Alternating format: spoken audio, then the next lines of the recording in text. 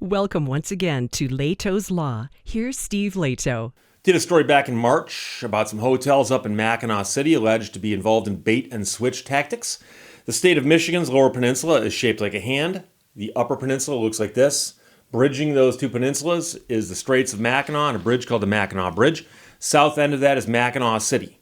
Mackinac City is a popular tourist destination year-round, and the allegations were that people would book hotel rooms online with promised amenities, show up and find out the amenities were not there or the rooms weren't even available, but they'd go, we have another hotel down the street you can work with. And many people pointed out to me later that, by the way, Steve, many of those hotels are owned by the same people. So it's not just a group of hotel owners cooperating with each other. There's a little more going on there. So Anthony and Roger sent me the update, because I did a video on this back in March. Mackinac City hotel owners agree to stop deceptive practices. This story is from the Huron Daily Tribune, the newspaper from Bad Axe, Michigan. Everything's coming full circle today, my friends.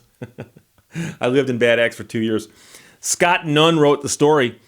The Michigan Attorney General just took action that resulted in the owner of a large number of Mackinac City hotels agreeing to stop deceptive practices.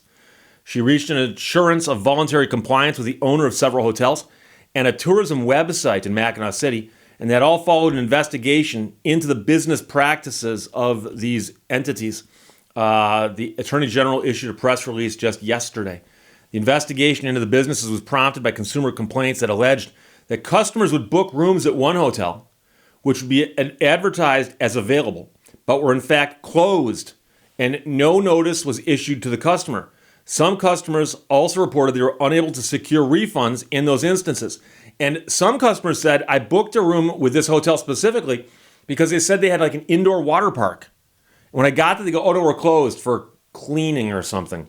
The investigation conducted by the AG's Corporate Oversight Division determined the hotels were advertised through a website, the Mackinac City Chamber of Tourism, which is owned and operated by people who also had ownership interests in hotels. According to the release, an agreement was reached with the following entities, and there's a bunch of them: Enjo Properties, LLC Jade Enterprises, Legio's Hamilton Inn Select, Mackinac City Chamber of Tourism, Mackinac City Chamber of Tourism, Inc., doing business as Hotel Jabber, Quality Properties of Mackinac, Queens Properties, Inc., and the above entities conduct business as hotels throughout Mackinac City.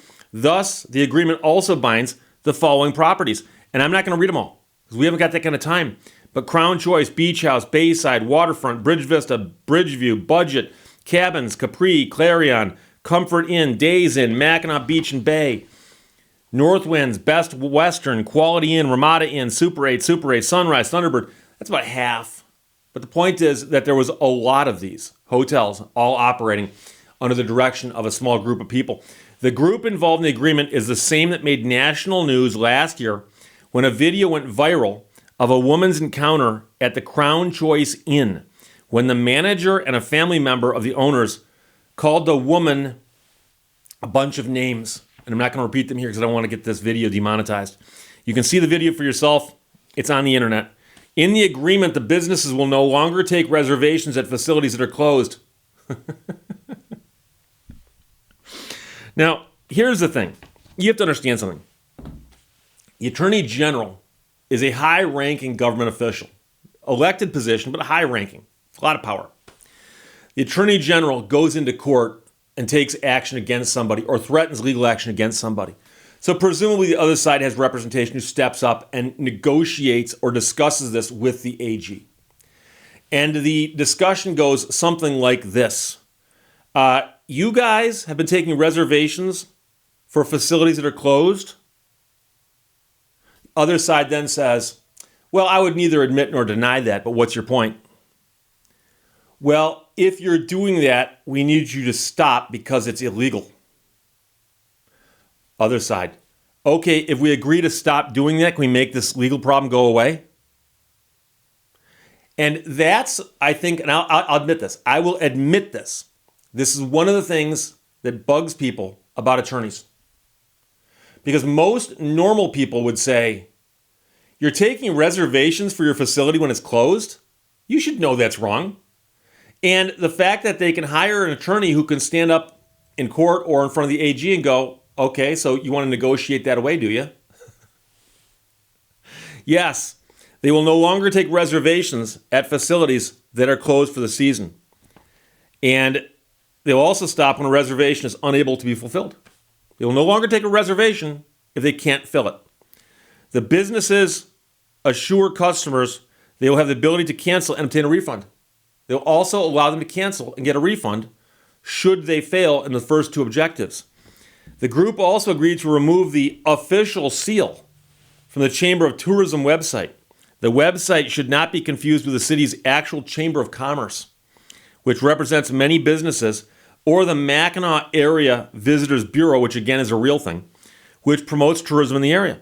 Now the owners will have conspicuous disclaimers on their websites stating this site and all the hotels on this site have common ownership by a fifth-generation local family that has owned, developed, and personally managed Mackinac City Hotel since 1955. So they'll have that disclaimer, but of course that sounds also like an endorsement.